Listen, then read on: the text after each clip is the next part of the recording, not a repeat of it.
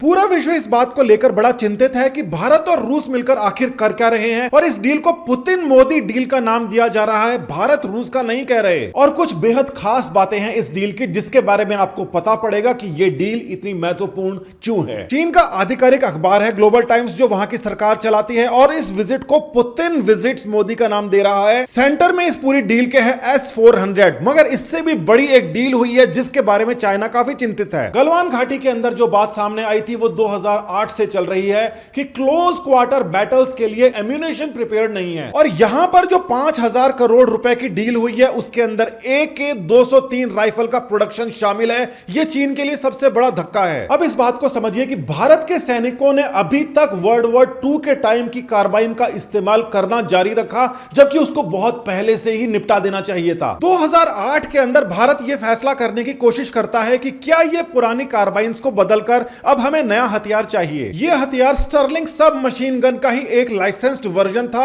जो कि world war 2 के अंदर इस्तेमाल किया जाता था। सीमा के ऊपर जो सैनिक देश की रक्षा करता है उसकी तनख्वाह के बराबर ही उसका हथियार था, यानी 50,000 रुपए के आसपास की बेहद ही पुरानी सस्ती कार्बाइन वो इस्तेमाल कर रहा था। समय के साथ में उसको अपग्रेड कर दिया जाना चाहिए था। 2019 के अंदर प्रधानमंत्री मोदी जाते हैं और कहते हैं कि अमेठी के अंदर नई ऑर्डिनेंस फैक्ट्री के अंदर आधुनिक हथियार अब से बना करेंगे। उनकी इस बात को काट देते हैं राहुल गांधी, ट्वीट करके बोलते हैं कि 2010 के अंदर ही मैं शिलान्यास कर चुका हूं इस ऑर्डिनेंस फैक्ट्री का। और साथ ही वो ये भी कहते हैं कि यहां पर कई सालों से छोटे हथियारों का उत्पादन ऑलरेडी चल रहा है, तो आप क्या कर रहे हो। अमेठी के अंदर 2007 के अंदर एक ऑर्डिनेंस फैक्ट्री का शिलान्यास होता है। 2008 के अंदर आर्मी कहती है कि हमें अच्छी राइफलें चाहिए। 2008 के अंदर ही चाइना और कांग्रेस के बीच में एक MOU होता है जिसकी शर्तें और जिसके नियम हमें नहीं पता। राहुल गांधी कहते हैं कि उन्होंने 2010 के अंदर इस ऑर्डिनेंस फैक्ट्री का शिलान्यास किया जबकि वो झूठ बोल रहे थे। 2007 के अंदर उन्होंने शिलान्यास किया था। वर्ल्ड वॉर 2 के समय की जो राइफलें चल रही थी उनको बदलने के लिए ऑर्डिनेंस फैक्ट्री अमेठी का 2007 में शिलान्यास हो जाता है,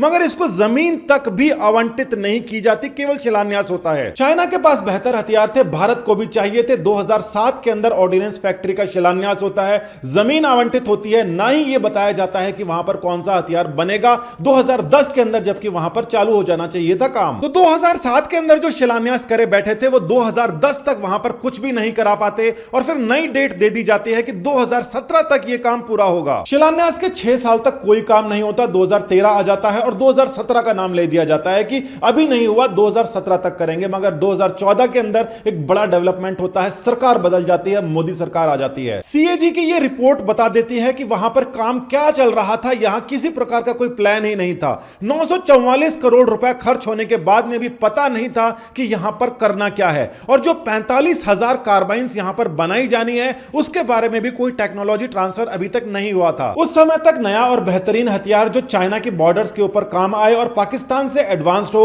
उसके बारे में कोई टेक्नोलॉजी थी नहीं और कोई MOU साइन किया नहीं गया था और यह अटक रहा था। कितनी पुरानी राइफलें लेकर हमारे जवान तैनात थे। पारंपरिक युद्ध के अंदर यह इंसास राइफल भारतीय सेना यूज करती है जिसको असॉल्ट राइफल कहा जाता है। यह असॉल्ट राइफल भी बहुत ही अनरिलायबल थी और इसके अंदर से जो कारतूस निकलता था वो इंज्योर ज्यादा करता था, मारता कम था। ये वाली राइफल भी अमेठी के अंदर बन सकती थी मगर इसका कोई फायदा नहीं होना था, ना पाकिस्तान बॉर्डर पे और ना ही चाइना बॉर्डर पे। मोदी सरकार के आने के बाद में AK-203 जो कि बहुत ही सोफिस्टिकेटेड राइफल है, इसकी मारक क्षमता डबल है, इसका निशाना अचूक है, इसकी डील फाइनल हो जाती है और ये AK-47 से भी काफी बेहतर हथियार है। और ये जो आधुनिक हथियार है इसके बाद में गलवान जैसी जहां पर जगह होती है, क्लोज क्वार्टर बैटल्स होती हैं, वहां पर भारत का पलड़ा काफी भारी हो सकता है चाइना के सामने। अभी तक ये मानते थे कि चाइना के साथ में हमारी गोली आपस के अंदर चलती नहीं है तो उसके पास में चाहे आधुनिक हथियार हो हमें शायद जरूरत ना पड़े। साथ ही पाकिस्तान के जो हथियार थे उसी के बराबर भारत के पास हथियार थे।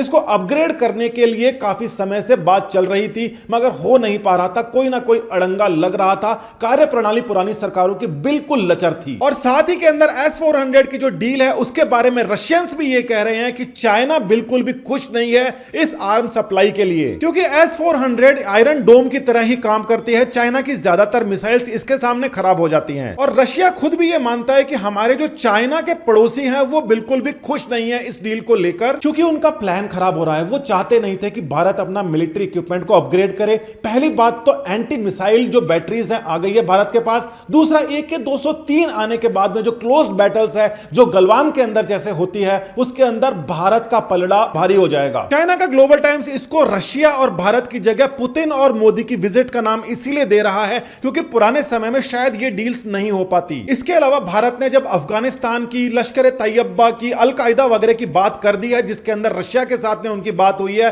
तो चाइना को तो बहुत भयंकर निराशा होनी ही थी क्योंकि चाइना तो इनका सबसे नजदीकी साथी है जिनका आतंकवादियों के बिना काम ही नहीं चलता। चाइना बार बार यूनाइटेड नेशन के अंदर इंडिया जिन टेररिस्ट की डिमांड करता है उनको ब्लॉक कर देता है, कहता है ये तो धर्मगुरु है, टेररिस्ट छोड़ना है। लश्कर तैयबा का टेररिस्ट को भी चाइना बार बार ब्लॉक कर देता है, कहता है कि इसको इंटरनेशनल टेररिस्ट घोषित करने की जरूरत नहीं है, पाकिस्तान बिल्कुल ठीक कर रहा है इसको रिलीज करके। तो चीनी खेमे के अंदर निराशा आ जाती है। इसको और क्या कहेंगे, इसको यही कहेंगे कि भारत तरक्की कर रहा है, हमारी सीमाएं मजबूत हो रही है, हमारे पास में इक्विपमेंट आ रहा है। और इसीलिए दुश्मन देश खुद यह स्वीकार कर रहा है कि यह डील इसी वजह से हुई क्योंकि मोदी इस समय प्रधानमंत्री है जिनके पास पूरी मेजॉरिटी है।